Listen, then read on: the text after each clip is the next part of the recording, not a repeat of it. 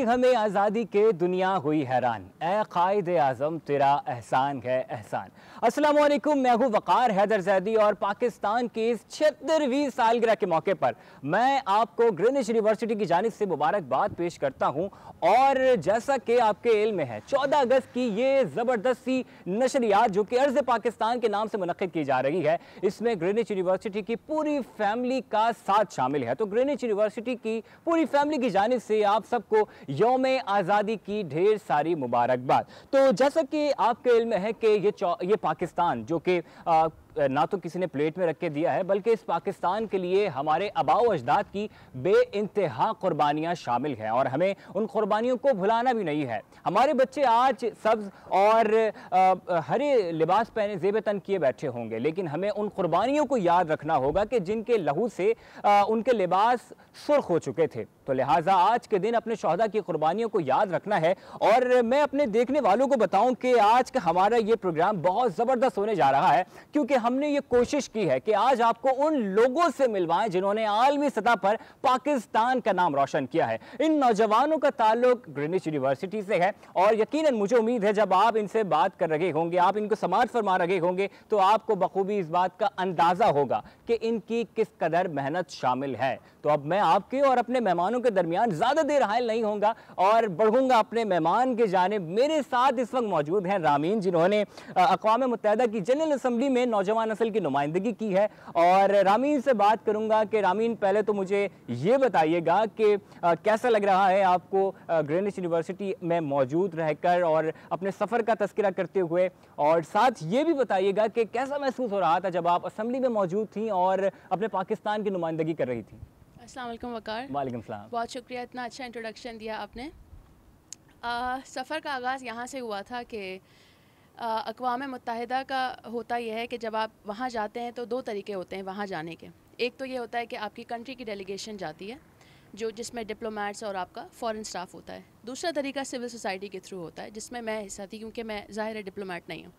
तो उसमें एक यूथ का ग्रुप है जिसका नाम है major group for children and youth, जिसमें मैंने पाकिस्तान से पार्टिसिपेट किया। एप्लीकेशन खुली थी, मैं अल्लाह के करम से सिलेक्ट हुई उसमें, और उस ग्रुप के थ्रू मैंने पाकिस्तान के यूथ को वहाँ रिप्रेजेंट किया था। आपने पूछा कि कैसा महसूस हुआ था, तो मैं आपको सच बताऊं कि जब मैं पहले दिन वहाँ बैठी थी, पहला दिन जो था वो जनरल असम्बली से हमारा कॉन्फ्रेंस शुरू हुई थी, तो जब मैं वहाँ बैठी हुई थी तो मुझे बिल्कुल यकीन नहीं आ रहा था कि जो चीज़ मैंने अपनी स्क्रीन्स पे देखी है, पिक्चर्स में देखी, क्योंकि मेरा हमेशा से ख्वाब था यूनाइटेड नेशंस में जाने का, बचपन से जिसे आप कह सकते हैं। तो जब मैं वहाँ बैठी हुई थी और मैंने वो एक हेडफोन हम लगाते हैं, सुनते हैं स्पीकर को, वो मैं सुन रही थी ओपनिंग स्पीचेस, तो बिल्कुल यकीन नहीं आ रहा था कि मैंने ये चीज़ अचीव कर ली है। जहाँ तक बात ग्रीनिच यूनिवर्सिटी की है, तो आई डोंट थिंक कि ये बगैर ग्रीनिच यूनिवर्सिटी की सपोर्ट के हो पाता अपने इंडिविजुअल लेवल पे, क्योंकि ना सिर्फ मेंटर्स बल्कि असातिज़ा ने भी हमेशा से मुझे बहुत सपोर्ट किया, एक पोटेंशियल देखा मेरे अंदर और उसको हमेशा से हाईलाइट किया। सही। तो ये है कि सबकी सपोर्ट थी यहाँ पे। एक पर्टिकुलर मेंटर जो है मेरे मिस्टर अली जिलानी, उनका मैं ख़ास तौर पे शुक्रिया अदा करना चाहूँगी। वो वहाँ भी थे मेरे साथ और वो इस पूरे सफ़र में मेरे साथ रहे हैं और उनका बहुत बड़ा किरदार है मेरी इस फतह में। बिल्कुल, और सिर्फ आपकी नहीं बल्कि ऐसे बहुत सारे तालिब इल्म हमारे पास मौजूद हैं जिनकी फ़तह में, जिनकी कामयाबी के सफ़र में सर अली जिलानी का बहुत बड़ा हाथ है। और बिलख़ुसूस अगर मैं बात करूं तो हमारी वाइस चांसलर मैम सीमा मुग़ल, सर सईद कमाल मुग़ल, सर नवीद मुग़ल और तमाम जो हमारी फ़ैमिली मेम्बर्स हैं यहाँ के, उन सब का इसमें बड़ा हाथ है। मैं दो मिसरे आपको अपनी मोहब्बत में पेश करना चाहूँगा कि यह अलग बात के खामोश खड़े रहते हैं, फिर भी जो लोग बड़े हैं वो बड़े रहते हैं। अच्छा रामीन, मुझे ये बात बताइएगा कि कैसा लगा जब आप वहाँ से इस इदारे में आई और आपने देखा कि इतनी बड़ी तस्वीर लगी हुई है जिस पे मुबारकबाद पेश की जा रही है। फिर आप जैसे ही यूनिवर्सिटी के अंदर दाखिल हुई तो हर जानिब से मुबारकबाद की आवाज़ें आ रही थी, उस वक्त रामीन को कैसा लग रहा था?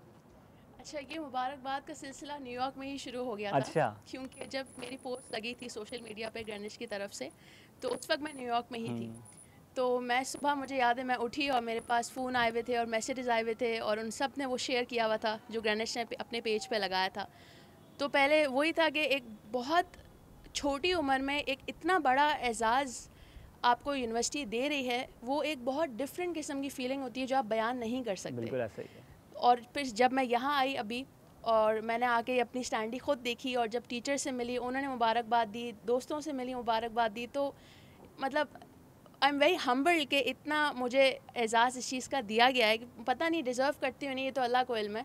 लेकिन यह है कि ये मैं यूनिवर्सिटी का बहुत ग्रेटफुल हूँ मैं इस बात पे कि उन्होंने एक चीज़ आपने अचीव तो की है, बट उसकी उस लेवल की एक्नॉलेजमेंट मिलना ये एक बहुत बड़ी बात होती है। बहुत बड़ी बात। तो मैं तहे दिल से यूनिवर्सिटी का शुक्रिया अदा करती हूँ कि उन्होंने इस चीज़ को, मैंने अचीव तो किया बट उन्होंने एक्नॉलेज रिकग्निशन भी उसी लेवल की दी मुझे। बिल्कुल, और बल्कि मैं यहाँ पे ग्रीनिच यूनिवर्सिटी की जानिब से पूरी तमाम स्टाफ की जानिब से आपको शाबाश भी देना चाहता हूँ, आपके वालिदैन को मुबारकबाद भी देना चाहता हूँ। और मैं अब अपने नाज़रीन को जिस मेहमान से मिलवाने वाला हूँ, मैं ये नहीं बताऊँगा कि उनकी कामयाबी क्या है, मगर मैं इतना ज़रूर कहूँगा कि रामीन की तरह इन्होंने भी आलमी सतह पर पाकिस्तान का नाम रोशन किया है। शायद अगर मैं गलत ना हूँ तो 120 ममालिक से एंट्रीज़ आई हुई थी और हमारे इस नौजवान ने पहला नंबर वहाँ पे हासिल किया और यूँ पूरी दुनिया में पाकिस्तान का नाम रोशन किया। मेरे साथ मौजूद हैं यहाँ पे ज़रक कायम खानी, और ज़रक से जानेंगे ज़रक का ये सफ़र कैसा था, ग्रीनिच का कहाँ तक साथ था, कैसा लग रहा है यहाँ पर बैठ के, और कैसा लग रहा था वहाँ बैठ के जब आप अपने मुल्क की नुमाइंदगी कर रहे थे, अपने इदारे की नुमाइंदगी कर रहे थे। अस्सलाम वालेकुम वकार, कैसे हैं? वालेकुम सलाम, अल्हम्दुलिल्लाह। अच्छा, जैसे कि आपने बात की है ग्रेनेड का कहाँ तक साथ था, तो ग्रेनेड का साथ तो हर जगह ही था, और ग्रेनेड के साथ के बिना हम लोग शायद ये कर नहीं पाते। अब जाहिर सी बात है, हर चीज़ एक बंदा नहीं करता है, उसके बाद पूरी टीम होती है, टीम के ऊपर एक सुपरवाइज़र होता है। तो ग्रेनेड ने हमको हर जगह हर तरीके से सपोर्ट किया, और ग्रेनेड ने हमको वो चीज़ें सिखाई जो कि शायद हम अब इंडस्ट्री में जा रहे हैं, अब इंडस्ट्री में घुस रहे हैं, तो हमें वो चीज़ें मतलब अब याद आती हैं। जैसे अभी कोई शूट पे गए हैं तो यार हमारे सुपरवाइज़र, मेरे सुपरवाइज़र फ़हाम थे, तो फ़हाम ने हमको बहुत सपोर्ट किया, और यही वो थे जिन्होंने मुझे मतलब फ़िल्म की तरफ, उन्होंने मुझे बहुत सारी चीज़ें दिखाई, जर्नलिज्म भी पढ़ाते थे, ये पढ़ाते, लेकिन फ़िल्म में मेरा इंटरेस्ट था, और उनके साथ रहते रहते ही हर चीज़ हमने सीखने को मिली। उसके बाद हमने एक फ़िल्म बनाई, पहली फ़िल्म फ़हाम ने बताया कि ISPR का फेस्टिवल आ रहा है। अच्छा।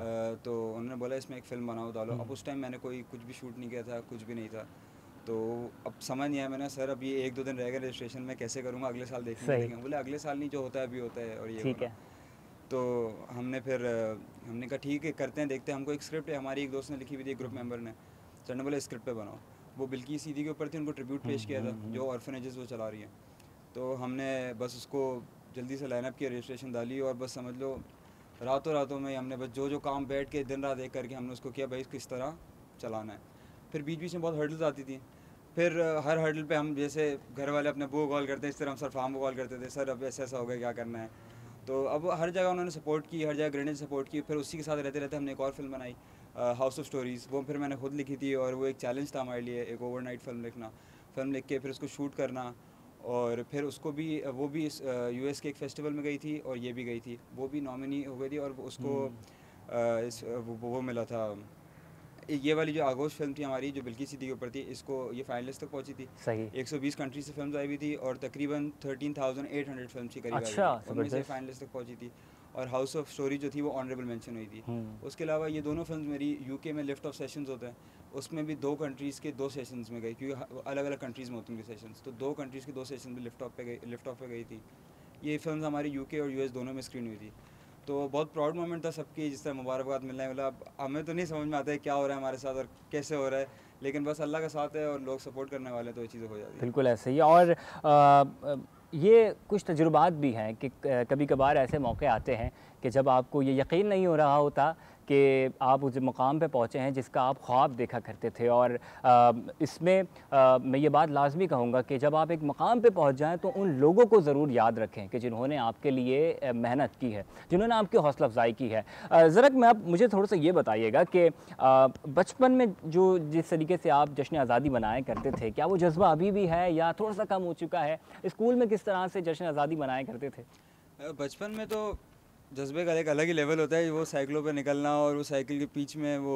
अच्छा, जैसे आज बाजे चलते हैं, उस टाइम पे कभी ऐसा कोई तजुर्बा किया कि आपने चलते फिरते कहीं भी बाजा बजा दिया? नहीं, बाजे तो नहीं बजाए, लेकिन उस टाइम मुझे ये याद है हम लोग साइकिलों पे झंडे लगा के और साइकिल के बीच में बोतल फंसा के शोर करते हुए घूम रहे थे। थोड़े बड़े हुए तो गाड़ियों की रैली निकालना शुरू कर दी थी, और मतलब बहुत जज्बा होता था उस टाइम पे। तो अब थोड़ा सा हल्का हो गया, अब निकलते हुए थोड़ा डर लगता है, लेकिन जश्न आज़ादी तो जश्न। अच्छा, मोहब्बत कैसी है पाकिस्तान से? वही मोहब्बत है? नहीं, मोहब्बत वही है, जज्बा वही। अगर अभी भी कोई बाहर वाला किसी बाहर मुल्क से कोई पाकिस्तान के बारे में कुछ बोलता है तो अंदर से आग लग जाती है।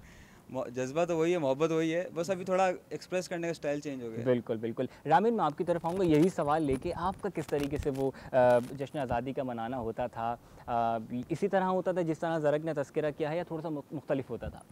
मेरा तो बहुत सिंपल सा तरीका होता था कि वो पापा से मैं झंडियाँ मंगवा लेती थी और हम वो फ्लैग लगाते थे और झंडियाँ लगाते थे बचपन में, बस यही हुआ करता था, कोई बहुत हाई फाई नहीं हुआ करता था बस। कोई ऐसा यादगार मौका जब रामीन को याद हो कि स्कूल में आपने कोई टैबलो पेश किया हो, या फिर 14 अगस्त के हवाले से बच्चे तैयार होकर जाते हैं, अपने गालों पर पाकिस्तान का झंडा होता है, इस तरह की कोई यादें हैं? बिल्कुल है, क्योंकि मैं शुरू से इन चीज़ों में बहुत आगे रही हूँ, डिबेट, स्पीचेस, पोइट्रीज़ वगैरह। तो हमारे स्कूल में हर साल एनुअल फंक्शन हुआ करता था 14 अगस्त का। तो मुझे कोई ऐसा साल नहीं आया जिसमें मैंने पार्टिसिपेट ना किया हो, भले वो मैंने पोइट्री में किया हो, वो मैंने स्पीच में पार्टिसिपेट किया हो, डिबेट में पार्टिसिपेट किया हो, या एक बच्चों का जो जैसे आपने कहा एक टैबलो होता है उसमें पार्टिसिपेट किया हो।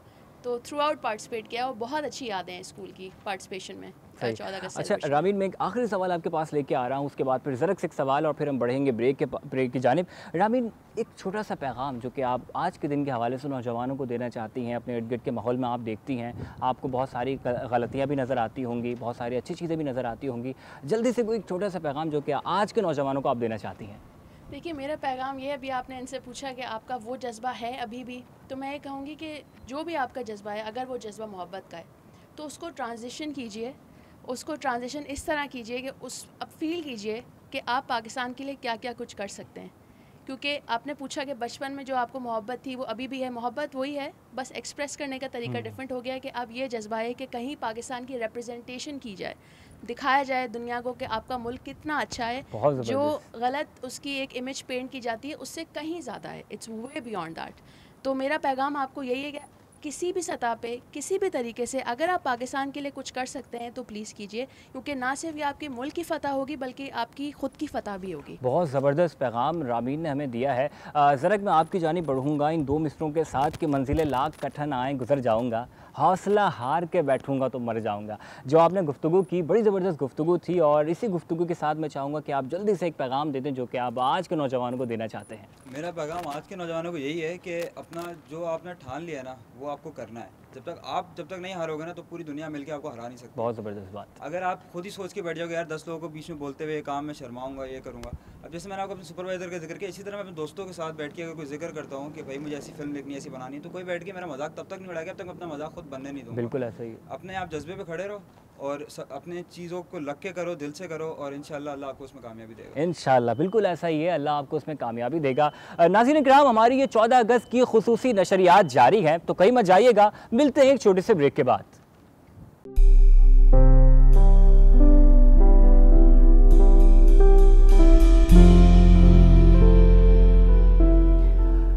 वेलकम बैक जी। हमारी ये 14 अगस्त की नशरियात जारी हैं, और ब्रेक से पहले हमने आपको दो नौजवानों से मिलवाया। ये वो दो नौजवान थे जिन्होंने पाकिस्तान का नाम दुनिया भर में रोशन किया था, मगर अब हम आपको जिनसे मिलवाने के लिए जा रहे हैं, इन्होंने पूरी कौम का सर फ़ख्र से बुलंद कर दिया है। ये वो हैं जिन्होंने खिदमत इंसानियत के जज्बे के तहत पूरी कौम का नाम रोशन कर दिया है। इनसे जानेंगे इनकी क्या क्या कामयाबियाँ हैं, किस तरह से ये सफ़र का आगाज़ हुआ, क्या क्या मुश्किलात दरपेश थीं, तो इस पर बात करेंगे। सबसे पहले हम जिनकी जानिब बढ़ रहे हैं, इन्हें हाल ही में ही एक अवार्ड मिला है जो कि यूथ आइकन के नाम से था, और इनकी तमाम मेहनत और कामयाबियों के सिले में ये हुकूमत पाकिस्तान की जानिब से इनको एक अवार्ड दिया गया। मेरे साथ इस वक्त मौजूद हैं सनिया सुल्तान। सनिया, कैसी हैं आप? मैं ठीक, आप बताएं। अल्हम्दुलिल्लाह बिल्कुल ठीक। सनिया, पहले तो आपको यौम आज़ादी बहुत बहुत मुबारक हो।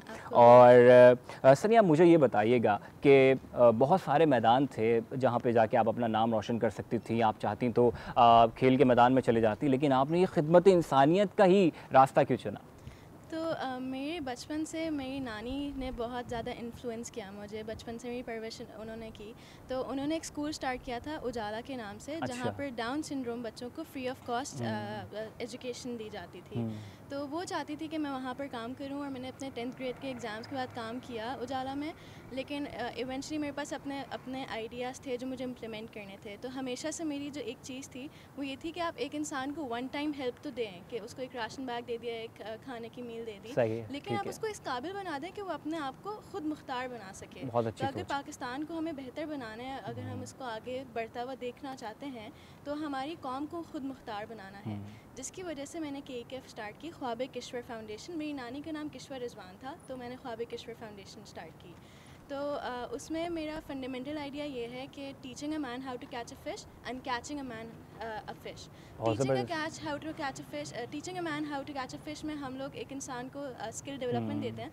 जिस तरह से हमने कुछ गोस्ट गवर्नमेंट स्कूल्स को अडॉप्ट किया है, वहाँ पर हम एजुकेशन प्रॉपर दे रहे हैं, टीचर्स हमारी हैं, हमारे कंप्यूटर लैब्स हैं, और फिर हम एक प्रोजेक्ट रोज़गार करते हैं जिसमें हम लोगों को एक सोर्स ऑफ इनकम देते हैं। सब्ज़ी का ठेला, फल का ठेला, रिक्शा, मोटरसाइकिल, ताकि वो अपने आप को खुद ओनरशिप ले सके कि अब मुझे अपनी फैमिली को चलाना है। वो ये वेट नहीं करे कि हर महीने मुझे KKF से राशन मिलेगा।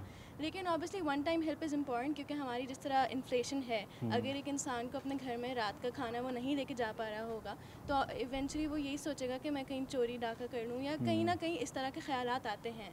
तो हम लोग दस्तरखान लगाते हैं, राशन ड्राइव्स करते हैं। फ्लड जिस तरह आया था तो फ्लड रिलीफ ऑपरेशन था, कोविड आया था तो कोविड में हमने पूरे पाकिस्तान में राशन बांटा था। तो इस तरह के हम काम करते हैं। तो खिदमत खल्क इसीलिए कि मैं पाकिस्तान को आगे बढ़ता हुआ देखना चाहती हूँ।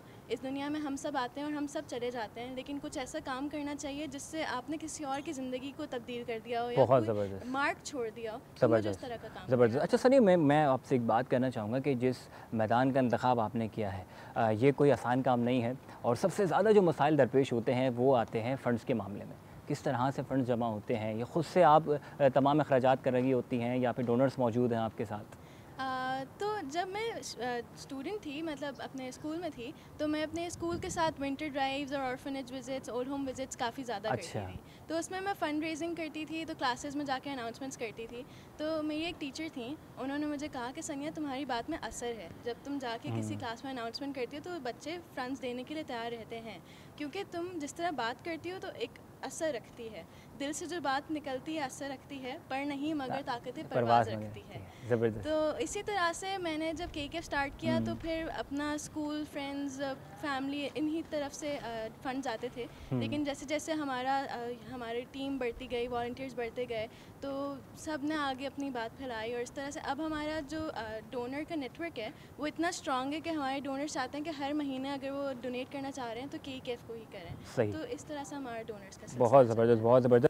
और मैं अपने देखने वालों को बताऊं कि हमारे साथ सिर्फ यही नहीं बल्कि कुछ और भी मेहमान मौजूद हैं और इस पूरी ट्रांसमिशन में हमारे साथ शामिल रहेंगे। इस वक्त मेरे साथ मौजूद हैं अरादिया खान। अरादिया ने ही हाल ही में ही वज़ीर आज़म यूथ प्रोग्राम के तहत एक अवार्ड अपने नाम किया है। मैं अरादिया के पास बढ़ूँगा। अरादिया, वही सवाल जो मैंने सनिया से किया था वही आपसे कर रहा हूँ। ये कोई आसान काम नहीं है कि आप खिदमत इंसानियत के लिए मैदान में आएँ। आपको बहुत सारे मसाइल दरपेश होते हैं, फ़ंड्स का मामला होता है, आपको बहुत सारी चीज़ें ऐसी होती हैं कि कहीं ना कहीं आप, और ये हुआ भी होगा कि कहीं आपने सोचा होगा कि नहीं, मैंने अपने सफ़र का बस यहीं पर अख्ताम कर देना है, क्योंकि अब बहुत ज़्यादा मुश्किलात हो चुकी हैं, लोगों की बातें होती हैं। अरादिया, पहले तो मुझे ये बताइएगा कि आपको कैसा लग रहा है कि आप उस प्लेटफॉर्म पे आके अपनी बात लोगों तक पहुंचा रही हैं जिसकी सपोर्ट हमेशा से आपके साथ रही है। दूसरा, मुझे ये बताइएगा कि जो अवार्ड आपको मिला है किस तरह से मिला था, क्या ये पूरा तरीका था? अस्सलाम वालेकुम। सबसे पहले तो सफ़र मुश्किल था। ऑब्वियसली कोई सफ़र आसान नहीं होता है, लेकिन आई थिंक कोई भी सफ़र स्टार्ट करें, कोई भी इनिशिएटिव लें, तो आपके फ्रेंड्स, आपके टीचर्स, आपका इंस्टीट्यूट, आपकी कम्युनिटी दैट है, उसका एक बहुत बड़ा सपोर्ट होता है। आई थिंक मैंने जब स्टार्ट किया था ग्रेनिच में भी, तो सिर्फ मैं नहीं थी, बहुत सारे बच्चे थे, हमारे टीचर थे, सर कामरान थे, बहुत हमारी वाइस चांसलर थी, सब ने डोनेट किया। बहुत से फैकल्टी मेंबर्स ने अपनी सैलरी भी काफ़ी डोनेट करी थी, एक some part of it. A lot of people donated ration, कपड़े। जब हम फ्लड रिलीफ कैंपिंग कर रहे थे, फंडिंग की बात करें तो बहुत से लोग नहीं कर पाते हैं, बिकॉज़ यू नो करंटली हम अगर देखें तो इन्फ्लेशन भी है, बहुत से लोगों से नहीं होता है। तो हमने जब ये सिलसिला शुरू किया था, so one thing I was asking people के अपने प्री लव चीज़ें, कोई ऐसे कपड़े, कोई ऐसे खिलौने, कोई ऐसी चीज़ें जो आपने इस्तेमाल की नहीं हो बड़े अरसे से, वो किसी और के काम आ सकती हैं। और आई थिंक सिर्फ मैं आज भी ये बात कहना चाहूँगी, कुछ ऐसी चीज़ें आपके पास हों शायद किसी और के काम आ जाएं जो आपने बहुत अरसे से काम नहीं की हों। तो आई थिंक ये सफ़र एक बहुत खूबसूरत था कि अपनी यूनिवर्सिटी को कहीं जाके रिप्रेजेंट करना, और बहुत सारी यूनिवर्सिटीज़ के साथ एक प्लेटफॉर्म पे जमा होना। And not just this, Greenwich का एक बहुत बड़ा सपोर्ट रहा है through out my academic journey भी, कि ट्रांस कम्युनिटी से हूँ यहाँ पे। पाकिस्तान में देख रहे हैं लॉट ऑफ यूनिवर्सिटीज़ में इतनी एक्सेप्टेंस और एजुकेशनल इंक्लूसिविटी नहीं होती है। Greenwich is one of those institute that has taken aim of that के ज़ीरो डिस्क्रिमिनेशन पे ट्रांस कम्युनिटी को एजुकेशन देते हैं। बिल्कुल। Coming back to the award, I think it was one of my biggest achievement कि कोई ऐसी award हासिल करना जिसमें आप कुछ भी कहीं भी पढ़ते हो या even when you are something, अपने माँ बाप को कुछ चीज़ ऐसी दो वापस जिन्होंने आपको पाल पोस के बड़ा किया होता है। It's a big achievement. हमने कुछ अपनी यूनिवर्सिटी को रिटर्न करा है in the form of this achievement. I think ये हमारे लिए भी अचीवमेंट है कि हम कुछ दे पा रहे हैं अपने इदारे को। बिल्कुल ऐसा ही। अच्छा, मैं एक जब अरादिया और सनिया बात कर रही थी तो मुझे एक चीज़ याद आई। अमूमन जब हमें कोई कामयाबी मिलती है और कामयाब होने के बाद या वो अवार्ड लेने के बाद हम ये सोचते हैं कि बस इसका सफ़र शायद वहीं तक था। मिसाल के तौर पे अभी सनिया ने तज़किरा किया, अरादिया ने तज़किरा किया, हम ये सोच रहे थे शायद वो सफ़र वहीं तक ख़त्म हो गया, लेकिन एक इदारा ऐसा था जिसने हमारी उस अवार्ड को, उस अचीवमेंट को हमेशा और अभी तक ज़िंदा रखा हुआ है। मैं एक छोटी सी बात कहूँगा कि मैं जब असम्बली से ख़िताब करके आया, यहाँ पहुँचा तो मुझे लगा कि शायद वो सफ़र वहीं ख़त्म हो गया, लेकिन ये बात शायद जितने भी अचीवर्स हमारे साथ मौजूद हैं इस बात की तायद करेंगे कि इस बात को तकरीबन साल गुजर चुका है, किसी के साथ अचीवमेंट को 2 महीने गुजर चुके हैं, लेकिन अभी तक हर मौके पर ग्रीनिच की जानिब से आपकी हौसला अफजाई की जा रही है। वो आपके फ्रंट यार्ड पे स्टैंडीज़ मौजूद हों, वो सोशल मीडिया हो या फिर आपके ब्रोशर्स हों या वो तमाम तर प्लेटफॉर्म जहाँ पे तालिब इल्मों की हौसला अफजाई की जानी थी, ग्रीनिच ने वहाँ पे आपको साथ दिया है और ये एहसास दिलाया है कि ये जो आपकी कामयाबी है ये सिर्फ आपकी कामयाबी नहीं है बल्कि पूरी कौम की कामयाबी है। पूरी कौम को आपको फ़ख्र है, बिलखुसूस ग्रीनिच यूनिवर्सिटी को आप पर फ़ख्र है। तो मैं समझता हूँ कि ये मेरा इदारा उन तमाम जामियात के लिए एक मिसाल है जिनको लगता है कि उनके पास ऐसा टैलेंट मौजूद है जिसकी हौसला अफजाई की जानी चाहिए। सनिया, मैं आपके पास बढ़ूँगा। अब मुझे ये बताइएगा कि सनिया जब स्कूल में थी तो किस तरीके से आपका ये यौम आज़ादी मनाना होता था और किस तरीके से आपकी सेलिब्रेशन होती थी, थोड़ा सा इस पर तज़किरा कीजिएगा। मेरे घर में हमेशा से मैं वो रही हूँ जो बहुत ही ज़्यादा पेट्रियाटिक रही हूँ। अच्छा। जिस तरह से अगर हम कभी भी अगस्त आती है तो घर में झंडियाँ लगा लेती हूँ। अगस्त में हमेशा एक ये बैच पहनती हूँ फ्लैग का, फिर 14 अगस्त को तो डेफिनेटली ग्रीन पहनती हूँ। सो इस तरह से पेट्रियाटिज़म मेरे अंदर हमेशा से रहा है, क्योंकि मुझे हमेशा से पाकिस्तान से बहुत प्यार रहा है, क्योंकि मेरी अपनी फैमिली बहुत कुर्बानियाँ दे के इंडिया से पाकिस्तान आई है। तो मैंने देखा है कि जिस तरह इंडिया में बहुत सारी फैमिलीज़ जो आई हैं अपने जाने खोकर आई हैं, वहाँ पर उनके जितना भी माल था, पैसा था, हर चीज़ खोकर आई हैं। तो मुझे वैल्यू है पाकिस्तान की और इसलिए मैं चाहती हूँ कि पाकिस्तान को हम ज़्यादा से ज़्यादा अप्रिशिएट करें। और आजकल हम अपने यूथ को देख रहे हैं कि वो ज़्यादा से ज़्यादा कोशिश करते हैं कि वो बाहर के मुल्कों में चले जाएँ, लेकिन मेरा ये बिलीफ है कि हमारी जो यूथ है वो आगे पाकिस्तान का फ्यूचर बदल सकती है। तो मैं KKF में भी यही करती हूँ कि मैं अपनी यूथ को ये इंकरेज करती हूँ कि इंस्टेड ऑफ कंप्लेनिंग कि पाकिस्तान ने हमें क्या दिया, आप ये देखें आपने पाकिस्तान को क्या दिया। बिल्कुल ऐसे ही, बहुत हमारी अच्छी सोच। यूथ इस तरह के काम करे कि पाकिस्तान को हम बेहतर बना सकें। सो मतलब अगस्त में तो मेरा पेट्रियाटिज़म बहुत ज़्यादा हो जाता है, लेकिन पूरा साल रहता है। बहुत ज़बरदस्त और बहुत अच्छी बात की इन्होंने कि आपने पाकिस्तान को क्या दिया। और यकीनन अगर पाकिस्तान के हालात ख़राब हैं तो हम हालात पर गिरिया ना करें बल्कि हालात बदलने की कोशिश करें। अगर हमें लगता है कि हमारे एक से हालात नहीं बदल सकते तो हमें ऐसी कोशिश करनी चाहिए कि हम एक से 2 हों, 2 से 3 हो और फिर अपने मुआशरे को साथ लेके चले ताकि हम सब मिलकर पाकिस्तान के हालात को बेहतर कर सकें। अरादिया की जानिब बढ़ूँगा। अरादिया, मुझे बताइएगा कि आज के इस दौर में जिस तरीके से उन्होंने तज़किरा किया कि आपने पाकिस्तान के लिए क्या किया, मुझे बताइएगा आपको क्या लगता है कि जो आज की हमारी नौजवान नस्ल है वो पाकिस्तान के लिए अपनी खिदमत पेश कर रही है, क्या वो पाकिस्तान के लिए कुछ कर रहे हैं? आई थिंक जैसे आपने बात करी कि यूथ कैसे कंट्रीब्यूट कर सकती है, और आजकल के दौर में आप स्कूल यूनिवर्सिटीज़ में I been through as a speaker, तो बहुत से बच्चे पूछते हैं, हम ये बताने की कोशिश करते हैं, आई थिंक सनिया विल एग्री विद दैट, कि आप छोटा सी भी कोई कंट्रीब्यूशन करेंगे ना, अगर आप अपने घर में भी एक चिड़िया के लिए पानी रख दें या बाहर एक बिल्ली के लिए खाना रख दें या फिर अगर आप किसी भूखे को खाना खिला दें, that also is contributing to a larger impact. कुछ बड़ा करने की कभी ज़रूरत नहीं होती। अगर आप चेंज चाहते हैं, आप अपने दोस्तों में शुरू करें, आप अपने घर में बात करना शुरू करें। अगर आपको लग रहा है something is an issue and you can work on that, why not. बहुत ज़बरदस्त पैगाम। और यहाँ मैं एक छोटी सी बात कहूँगा कि आप अगर पाकिस्तान को आज के दिन कुछ देना चाहते हैं, अगर पाकिस्तान को एक तोहफ़ा देना चाहते हैं, कुछ ना कीजिएगा, एक छोटा सा काम ही कीजिएगा कि अगर आपको रास्ते पे कहीं कोई कचरा नज़र आ जाए तो उसमें शर्म महसूस ना कीजिएगा, उस कचरे को उठा के उसकी जगह तक पहुँचा दीजिएगा, क्योंकि ये पाकिस्तान हमारा है और हम ही हैं इसके पासबान। कहीं मत जाइएगा, हमारी ट्रांसमिशन जारी है। मिलेंगे एक छोटे से ब्रेक के बाद।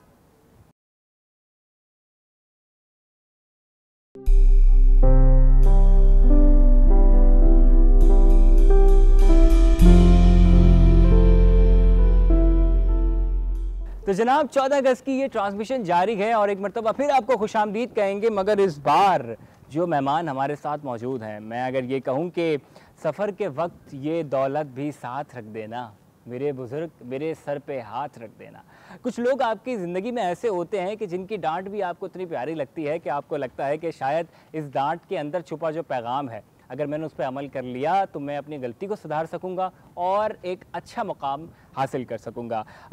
मैं ये शेर दोबारा दोहराऊंगा क्योंकि ये इनकी शख्सियत पर पूरी तरह से उतरता है कि ये अलग बात के खामोश खड़े रहते हैं, फिर भी जो लोग बड़े हैं वो बड़े रहते हैं। मेरे साथ मौजूद हैं सर फ़हाम हक्की, और मैं ये सोच रहा था मैं किस तारुफ़ के साथ आपको बुलाऊं, लेकिन मेरे पास शायद अल्फाज नहीं है इस तारुफ़ के लिए, तो मैं सर फ़हाम हक्की को इस ट्रांसमिशन में खुशामदीद कहता हूँ। और मैं अपने देखने वालों को बताऊं कि आज़ादी का जश्न जारी है और जिस तरीके से आप ये आवाज़ें सुन रहे हैं, ये शोर शराबे की आवाज़ें सुन रहे हैं, इससे आप अंदाज़ा लगाएं कि हमारी कौम कितनी पुरजोश है। मेरे साथ मौजूद है सर फ़हाम। सर फ़हाम हमें क्यों अज़ीज़ हैं, इनकी बातें क्यों हमें अज़ीज़ हैं, ये शायद आप इनसे गुफ्तगू करने के बाद आप ये ज़्यादा बेहतर जान सकेंगे। सर बहुत शुक्रिया आपकी आमद का, और देखने वालों को बताऊं कि सर फ़हाम इस प्रोग्राम के, इस ट्रांसमिशन के प्रोड्यूसर भी हैं। तो ये जितनी भी काविशें आप देख रहे हैं, ये जितने भी नए चेहरे आपको नज़र आ रहे हैं, ये सर फ़हाम की ही मरूने मिन्नत है। तो सर मैं आपको खुशामदीद कहता हूँ। कैसे? बहुत शुक्रिया वकार, बहुत शुक्रिया। अल्हम्दुलिल्लाह सब ठीक ठाक। आपने बहुत ज़्यादा तारीफ़ कर दी, ये आपका हुस्न नज़र है, ये मैडम सीमा का देखने का रवैया है, और इस इदारे की ये एक आप ये कहें कि ख़ूबसूरती है कि वो अपने तमाम लोगों को, तमाम एम्प्लॉयज़ को, तमाम स्टूडेंट्स को वो यकजा करके रखते हैं। जी अच्छा, मैं आप एक बात आपको बताऊं कि सर फ़हाम की बातें किस तरह की होती हैं। मैं एक जुमला मैं कहूँगा, उसके बाद फिर हम आगे बढ़ते हैं। मुझे एक बात याद है कि सर फ़हाम से मैं एक तकरीर के हवाले से रहनुमाई हासिल कर रहा था, तो सर ने मुझे एक बात कही कि हमारा नौजवान सिग्नल पर नहीं रुकता। इस नौजवान को ये बताया जाए कि आपके बाइक के इंजन को भी आराम की ज़रूरत है, तो अगर 15 सेकंड आप अपने बाइक के इंजन को आराम दे देंगे तो क्या बड़ी मुसीबत आप पर आ जाएगी। तो कुछ इस तरह की बातें होती हैं जो कि हमें बड़ी अजीज़ हैं। आप ही के साथ तशरीफ़ फरमा है, किसी तारुफ़ के मोहताज नहीं है, यासिर दुर्रानी। यासिर ने भी आलमी सतह पर पाकिस्तान का नाम रोशन किया है, और अगर मैं गलत नहीं हूँ तो कमोबेश 200 से ज़ायद एंट्रीज़ थी जिसमें यासिर की पहली पोजीशन आई और यूँ पाकिस्तान का नाम रोशन किया है। यहाँ पर आपकी एक तस्दीक करना चाहूँगा कि यासिर की फ़िल्म जो थी वो 5600 का एंट्रीज़ थी 128 ममालिक से, और उसमें यासिर की फ़िल्म पहले नंबर पर आई। बिल्कुल आनी थी, और जिस आजिज़ी के साथ यासिर यहाँ बैठे हुए हैं, इससे बखूबी अंदाज़ा लगाया जा सकता है कि जिस आजिज़ी के साथ और जिस तरह आप अपने असातिज़ा का एहतराम करते हैं, इन सब के बाद तो ये कामयाबी ज़रूर आपको मिलनी थी। यासिर, पहले तो आपको यौम आज़ादी बहुत बहुत मुबारक हो। कैसे हैं आप? अल्हम्दुलिल्लाह वकार भाई, thank you so much, thank you for such an wonderful introduction. आपको भी बहुत बहुत मुबारक हो। मैं बिल्कुल ठीक, आप कैसे हैं? अल्हम्दुलिल्लाह बिल्कुल ठीक। और मैं बताऊं, मुझे बड़ा फ़ख्र महसूस हो रहा है कि मैं उन लोगों के साथ बैठा हूं जिन्होंने पाकिस्तान का नाम रोशन किया है, और उनके साथ वो लोग बैठे हैं जिन्होंने उन्हें इस काबिल बनाया है कि वो पाकिस्तान का नाम रोशन कर सकें। मैं सबसे पहले सर फ़हाम की जानिब आऊँगा। सर, सवाल तो बड़ा ही छोटा सा है, लेकिन शायद इसका जवाब ऐसा हो कि जो कि आज के नौजवान के लिए बहुत बड़ा पैगाम हो। सर, आज का नौजवान पाकिस्तान को कुछ दे रहा है? आज का नौजवान जो है वो थोड़ा सा बिखरा हुआ है, अगर ये कहना चाहिए, फोकस नहीं है। उसने बहुत सारी चीज़ें बैक वक्त करनी हैं। अच्छा। तो अगर वो, हालांकि बहुत टैलेंट है पाकिस्तान में, अल्हम्दुलिल्लाह हम देख रहे होते हैं कि हर तरीके से टैलेंट सामने आता जा रहा होता है, लेकिन अगर हम किसी एक, वो मुझे यहाँ पे एक मिसरा याद आ रहा है परवीन शाकिर का, लाखों ही मुसाफिर चलते हैं, मंजिल पे पहुँचते हैं दो एक। क्या बात।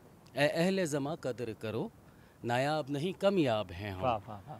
तो इस मुल्क में नायाब लोग भी बहुत हैं, कमयाब लोग भी बहुत हैं, और ज़रूरत से ज़्यादा आप ये कहें कि अगर उनको कोई सही राह दिखाने वाला हो तो शायद वो किसी न किसी एक मंजिल पे यकीनन पहुंच सकते हैं। तो शायद मैं यही कहूँगा कि टैलेंट बहुत है, सिर्फ फोकस अगर हो जाए, एक सही पाथ पे अगर चलना शुरू हो जाए, तो यकीनन ये हमारी यूथ जो कि आज 63% हमारे सामने नज़र आती है, तो वो कहीं ना कहीं पाकिस्तान को एक जिस मकाम पे अभी है इससे कहीं और आगे लेकर जा सकती है। सर मैं एक बात यहाँ पे शामिल करना चाहूँगा, जिस तरीके से आप अभी सुन रहे होंगे कि यहाँ पे गाड़ियों की आवाज़ें आ रही हैं, नौजवान बड़े जोश व जज्बे के साथ निकले हुए हैं और साइलेंसर निकाल के और ये मोहब्बत का इजहार कर रहे हैं, क्या ये भी एक तरीका है मुल्क से मोहब्बत का? ये मुल्क से मोहब्बत का एक रवैया ज़रूर है, लेकिन शायद हमें एक बात याद करनी पड़ेगी कि ये मुल्क या ये आज़ादी जो हमें मिली थी, ये शोर शराबा करके नहीं मिली थी, क्या चीज़? ये खून बहा कर मिली थी। 18 लाख जाने, जैसे कि आपने इस बैकड्रॉप पे एक इंजन लगाया हुआ है, उसमें कुछ लोग लगाए हुए हैं। 18 लाख लोग इस मुल्क को बनाने के लिए अपनी जानों का नजराना उन्होंने दिया। तो शायद अगर हम इस तरीके का शोर शराबा करते हैं तो ये आज़ादी मनाने का रवैया नहीं है। शायद हम आज़ादी को किसी और पस मंज़र में भी देख सकते हैं। बिल्कुल देख सकते हैं। बहुत ज़बरदस्त बात सर ने की और एक बड़ा पैगाम था। सर मैं कुछ नहीं कहूँगा, शायद बड़े आसान लफ्ज़ों में बहुत बड़ी बात कह दी है और उम्मीद है कि आप तक बखूबी पहुँची होगी। यासिर के जानिब में बढ़ूँगा। यासिर, बड़ा मुश्किल सफ़र था और जिस फील्ड का आपने इंतखाब किया कोई आसान मैदान नहीं था। कैसा लगा आपको और जब आप वहाँ मौजूद थे और आपको पाकिस्तान के नाम के साथ बुलाया जा रहा था?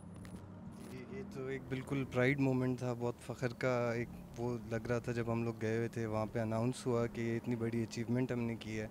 इसमें मैं वापस ग्रेनेड का थैंक्स करूँगा हर फोरम पे, हर जगह पे, कि हमें जितनी हेल्प मिली है फ्रॉम स्क्रैच के हर चीज़ में। अगर हमें कोई सपोर्ट चाहिए हो, हमारा मीडिया डिपार्ट हो, फैकल्टी हो, अपर अथॉरिटीज़ हो, हर चीज़ में हमें एक सपोर्टिव कैरेक्टर्स नज़र आए। तो ये इनके बगैर तो नामुमकिन था, बट वो एक बिल्कुल ही अलग एक्सपीरियंस था जो जितना बयान कर सकें तो शायद हम नहीं कर पाएंगे। अच्छा यासिर, मुझे ये बताइएगा कि ये फ़िल्म बनाने का आइडिया कैसे आया और जो फ़िल्म मसनवी थी आपकी, उसी का इंतखाब क्यों किया गया? क्या और आपके पास ऑप्शंस मौजूद नहीं थे? नहीं जी, बिल्कुल बहुत ऑप्शंस मौजूद थे। अब जैसे हम लोग आजकल मेन स्ट्रीम मीडिया पे देखते हैं, एक तो बजट्स का काफ़ी इशू होता है इंडिपेंडेंट फिल्म मेकर्स को, तो हमारी फिल्म्स थोड़ी रियलिटी से ज़्यादा क्लोज होती हैं। कोई बड़ा सोशल इशू हो जिस पे कोई एक लर्निंग मिल सके हमारे लोगों को, तो हमने उस चीज़ को टारगेट किया। रूमी की फ़िलासफ़ी और मसनवी पे बनाना, ये एक तरीके से आप कह सकते हैं कि मैं काफ़ी टाइम से इनको पढ़ रहा था, तो उनकी बातों से जो एक मैसेज मुझे मिल रहा था, मैं चाह रहा था कि वो मैं एक नॉर्मल अपनी ऑडियंस तक भी पहुंचा सकूं, जो हमने एक तरीके से पहुंचाया भी। और हमें ज़्यादा खुशी इसी चीज़ की हुई कि हमारा कंटेंट जिस तरीके से बना गया था उसी तरह से वापस उसको उसी इंटेलेक्ट पे देखा गया, समझा गया। तो ये एक बड़ी अचीवमेंट थी हमारे लिए। ज़बरदस्त। यासिर, एक मैं सवाल आपसे करना चाहूँगा। बहुत सारे लोग, शायद मुझे याद आ रहा है कि जब मैं अपने स्कूल से निकला था मैट्रिक करके और आगे की कॉलेज में आया था, तो मैंने उस टाइम पे एक बात कही थी कि मुझे जो सपोर्ट कॉलेज में मिली है मुझे वो स्कूल में नहीं मिली।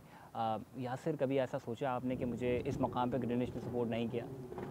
नहीं, ऐसा तो कुछ भी नहीं है। मैं सोच के भी ऐसा नहीं बोल पाऊँगा कुछ भी कि ये एक जगह पे मुझे ग्रेनेड ने सपोर्ट नहीं किया। ग्रेनेड ने फ्रॉम ए टू जी, मतलब यहाँ तक कि ये अवार्ड यहाँ तक पहुँचाने में भी एक तरीके से ग्रेनेड का हाथ था।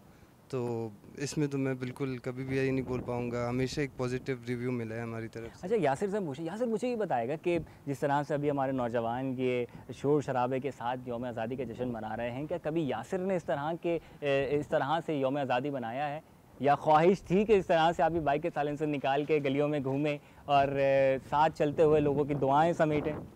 ये बाइक तो चलाना मुझे नहीं आता, बट अच्छा। बैठे ज़रूर होंगे ऐसे लोगों के साथ, तो ये एक ज़रूर एक पार्ट गुजरता है ज़िंदगी में। अच्छा। कोई एक ऐसा टाइम होता है कि अगर ये नहीं तो अपेरेंटली इससे कुछ क्लोज़ किया होगा ज़रूर।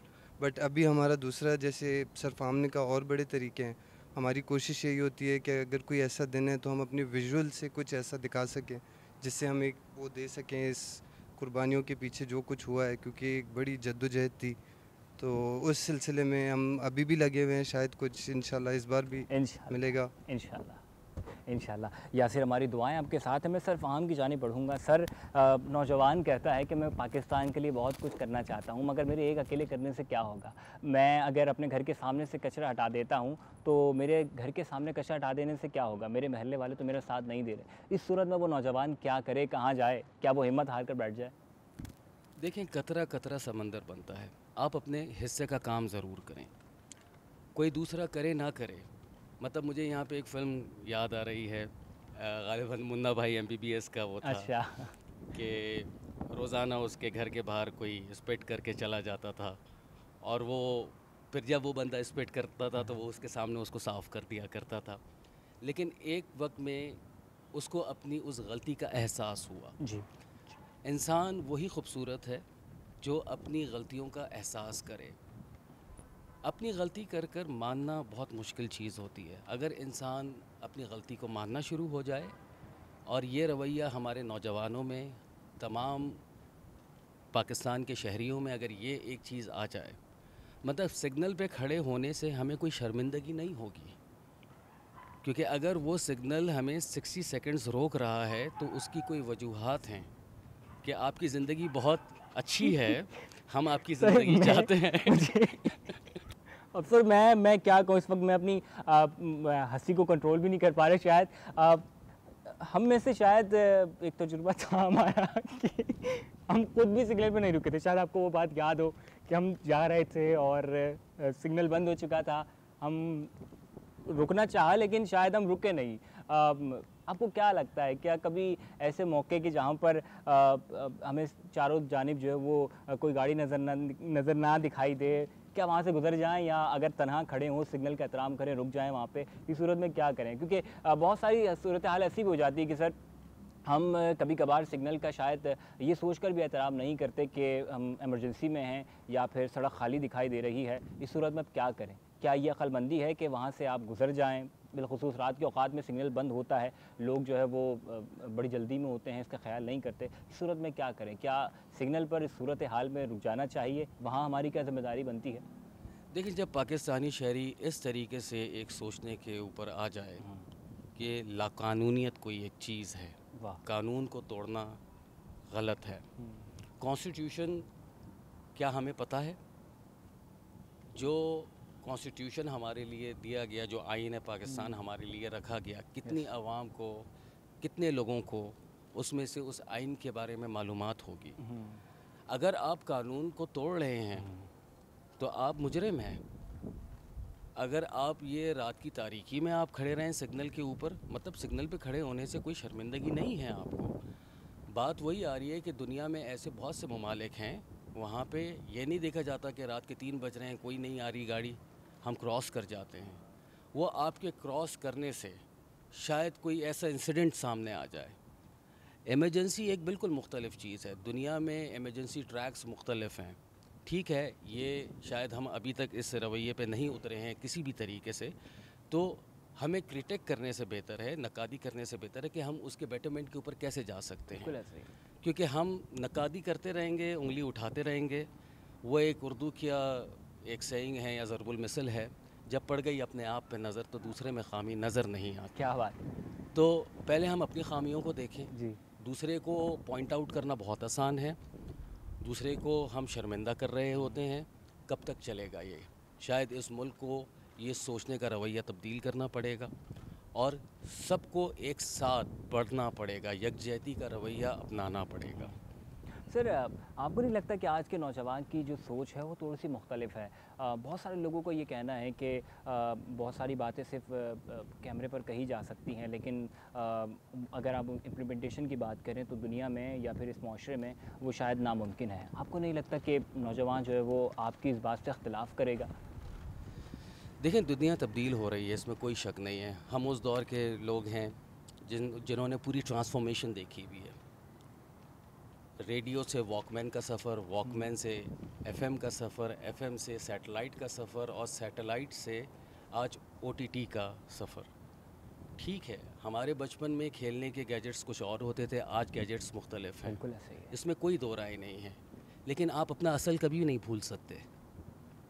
तो आप जो भी चीज़ करना चाह रहे हैं आप कीजिए, आपको कोई नहीं रोक रहा। सिर्फ उससे ये देखिए कि आपको क्या फ़ायदा है, आपके मुल्क को क्या फ़ायदा है, किसी को कोई नुकसान तो नहीं मिल रहा।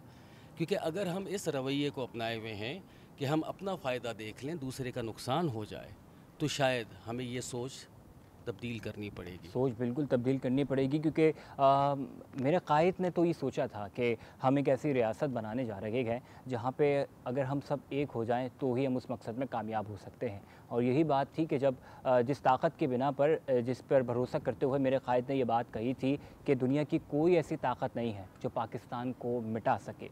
हम अगर एक हो जाएं तो शायद हम अपने बहुत सारे मसाइल का हल निकाल सकें। मैं एक पैगाम लूँगा, अपने मेहमान की जानिब बढ़ूँगा। मेरे साथ यासिर मौजूद हैं। यासिर, मैं एक छोटा सा पैगाम आपसे लूँगा। यासिर, तमाम तर हालात आपके सामने हैं। आज यौम आज़ादी का मौका है और पाकिस्तान को एक तोहफ़ा देना है। दस्तूर दुनिया भी यही है कि जब किसी का यौम विलादत होता है उसे तोहफ़ा दिया जाता है। तो यासिर, लफ्ज़ों का तोहफ़ा पाकिस्तान को देना है, क्या तोहफ़ा देंगे? पाकिस्तान को लफ्ज़ों में यही तोहफ़ा देना चाहेंगे कि यहाँ पे इस कौम में, इस मिट्टी में हर किस्म का टैलेंट है, और अगर ये लोग सिर्फ इस चीज़ पे काम करना शुरू कर दें कि इस टैलेंट की प्रमोशन ही एक हद तक शुरू कर दें, तो भी मुझे नहीं लगता इन जैसा कोई काम कर सकता है। और अगर ये मिल के काम करना शुरू कर दें फिर तो बहुत ही मुश्किल है, बहुत टफ कंपटीशन हो जाएगा। बिल्कुल, यानी मुझे जहाँ तक यासिर की बातों से अंदाज़ा हुआ ये कि अगर हम अपने पाकिस्तान को बुरे हालात की जानिब लेके जा रहे हैं तो शायद इसके ज़िम्मेदार भी हम हैं, और अगर हम चाहें तो पाकिस्तान के हालात बेहतर करना चाहें तो ये भी हमारे अपने हाथ में है। हम सब ने मिल के ही इस वतन के लिए कुछ करना होगा। सर, फ़ाहम की जानिब आऊँगा। सर, हम आपके ही पैगाम के साथ अख्ताम की जानिब बढ़ेंगे। आपने देखा कि जिस तरीके से आज हमारे पास यहाँ पे वो तमाम नौजवान आए जिन्होंने अपने इदारे की नुमाइंदगी करते हुए, अपने मुल्क की नुमाइंदगी करते हुए कौमी और आलमी सतह पर पाकिस्तान का नाम रोशन किया है, कौम का सर फ़ख्र से बुलंद किया है। सर, इस तरह के बहुत सारे बच्चे ऐसे हैं जो कि हमारी गलियों में मौजूद हैं, लेकिन शायद कोई ना कोई ऐसी वजह है कि उनका टैलेंट दूसरे लोगों तक नहीं पहुंच पा रहा। इसका क्या तरीका है? सबसे छोटा मुख्तसर सा एक हल बताइएगा कि इस तरीके के ज़रिए हम अपने उन गलियों में खेलने वाले बच्चों के टैलेंट को आगे ला सकते हैं और साथ ही एक छोटा सा तोहफ़ा अभी पाकिस्तान को देते हुए जाए। सबसे पहले तो मैं यहाँ पे एक चीज़ ऐड करूँगा। आपने तमाम लोगों का इंटरव्यू किया, लेकिन जो आपकी अचीवमेंट थी वो दुनिया के सामने नहीं आ सकी या मेरे नाजरीन के सामने नहीं आ पाई। जिस खूबसूरती से आपने नेशनल असम्बली में जाकर डिबेट कंपटीशन किया और ग्रेनिच को, अपने पॉइंट ऑफ व्यू को जिस तरीके से आपने पेश किया, आईने पाकिस्तान कोई आसान वो नहीं था। मज़मून हमें क्या कहना चाहिए उसको, टॉपिक इतना कोई आसान नहीं था, और उसको जिस खूबसूरती से आपने बयान किया और आपको एक्सेप्टेंस मिली। टैलेंट बिल्कुल सामने आएगा, टैलेंट को कोई नहीं रोक सकता। पानी बहेगा और वो बहता जाएगा। जहाँ तक रही बात आगे आने की या उन लोगों को लेकर आने की, ये हम सब का काम है कि कहीं आपको कोई टैलेंट नज़र आए। अगर कहीं पे मेरा स्टूडेंट कोई अच्छा काम कर रहा है और उसकी कोई छोटी सी वीकनेस है, तो उस वीकनेस को हाईलाइट करना वो हमारी ज़िम्मेदारी है। अगर आज हमारे फ़िल्म डिपार्टमेंट ने या हमारे मुख्तलिफ़ डिपार्टमेंट्स ने या ग्रेनिच यूनिवर्सिटी ने मुख्तलिफ़ अचीवमेंट्स लेकर आए और आज ये पाकिस्तान का आज़ादी का दिन हम उनके साथ मना रहे हैं, तो ये एक बहुत खुशी की बात है कि आज एक यूनिवर्सिटी के मुख्तलिफ़ तलबा व तालबात किस तरीके से अपने मुल्क का नाम रोशन कर आए, अपने इदारे का नाम रोशन कर आए। और हमें इस चीज़ को समझना पड़ेगा कि आज़ादी ये लफ्ज़ तो बहुत छोटा है, लेकिन इसके मतलब बहुत गहरे हैं। क्या बात है। आज़ादी के ऊपर हमें शुक्र अदा करना चाहिए अपने रब का, और हमें देखना चाहिए कि हम किस को आगे मज़ीद लेकर आ सकते हैं। इस इदारे की खूबसूरती ये है कि वो ये नहीं देखता कि आप में क्या है, आप में वो टैलेंट देखता है, आप में वो स्किल्स देखता है। वो स्किल्स आप में हैं, वो आपको वेलकम करता है। वो ये नहीं देख रहा होता कि जी आप क्या सेमेस्टर फ़ी दे सकते हैं या कोई और इस तरीके की अमल को देखते हुए, तो वो आपको हर तरीके से सपोर्ट कर रहा होता है। तो अगेन वही वाली बात है कि आज़ादी को खुदा की नेमत समझिए और इस मुल्क को ओन करना सीखिए, और जहाँ पे हैं उस मिट्टी को हमेशा सुरखरू कीजिए। बिल्कुल सही है। मैं एक बात यहाँ पे कहूँगा कि तज़किरा किया गया इस इदारे का, ग्रेनिच यूनिवर्सिटी का, जो बातें की गई ये 100% दुरुस्त हैं, और जहाँ जहाँ ज़रूरत पड़ी किसी भी तालिब इल्म को किसी भी हवाले से इस इदारे का साथ उस बच्चे के साथ हमेशा रहा। मैं इसका चश्मदीद गवाह भी हूँ। मुझे इस बात का बखूबी अंदाज़ा है कि ये इदारा किस तरीके से आपको सपोर्ट करता है। लेकिन वही बात जो हर पाकिस्तानी कह रहा है आज यौम आज़ादी के दिन पे, कि हमने अपने मुल्क को आज एक तोहफ़ा देना है। इस इदारे की जानिब से भी, ग्रीनिच यूनिवर्सिटी की जानिब से भी आज ये पैगाम जा रहा है कि आपने आज के दिन पाकिस्तान को तोहफ़ा देना है।